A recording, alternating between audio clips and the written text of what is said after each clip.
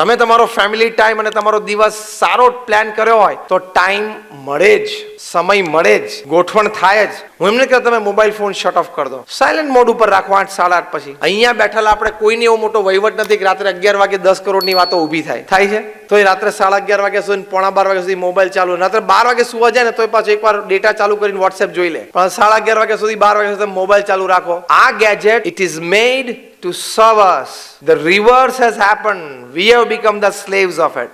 આપણે એના ગુલામ થઈ ગયા છીએ. દર 3જી મિનિટે આપણે ગમે ત્યાં બેઠા હોય, ગમે ત્યાં પ્રસંગ હોય, દર 3જી મિનિટે આપણો હાથ મોબાઈલને જો અડે નહીં ને તો આપણે ડિસ્ચાર્જ થઈ જવા માંડીએ. તારે એ 11:30 વાગે જેપીસીની ચિંતા નથી કરવાની, રાફેલ ડીલની ચિંતા નથી કરવાની. તારે તારા છોકરાને મેથમાં 45 માંથી 35 ઉપર આવી ગયો છે ને, જે એટલી જ ચિંતા કરવાની છે કે રાફેલમાં 30,000 કરોડનું કૌભાંડ થયું. 30,000 નું નથી થયું, તારા છોકરામાં જે 45 માંથી 18 ઉપર આવી ગયો છે મેથમાં, એ કૌભાંડ થયું છે. એ તું કંટ્રોલ કર, પહેલા એ સ્કેમ કંટ્રોલ કર. આપણે આપણું જીવન થોડુંક સમજવું પડે.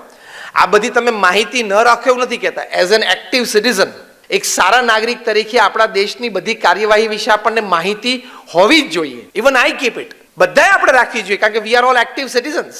કોકની સાથે વાત થાય, કોકની સાથે ચર્ચા થાય તો આપણે બધો ખ્યાલ હોય એની ના નથી કહેતો. તમે ન્યૂઝપેપર વાંચો, ટીવી ચેનલ જુઓ માહિતી માટે, ઇટ્સ ફાઇન, ઇટ્સ ઓકે, પણ સાથે આ બધી વસ્તુ પણ તો હોવી જોઈએ ને. એકેય જગ્યાએથી ફરિયાદ ના આવી જોઈએ. તમારા બધા રોલ તમારે બરોબર ભજવવાના.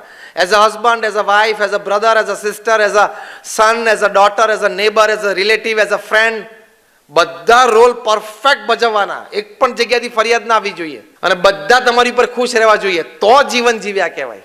ફેમિલી પણ એમ કહે કે ટાઈમ બહુ આપે છે, ટાઈમે ઘરે આવી જાય છે, બધા સાથે જમીએ છીએ. ફ્રેન્ડ પણ એમ બોલે કે જ્યારે મારી જરૂર હોય તો ફોન કોલ કરો, કલાકમાં હાજર થઈ ગયો. 2 વખત એવા પ્રસંગ બન્યા. બધી જગ્યાથી આપણા તરફથી યસ આવી જોઈએ.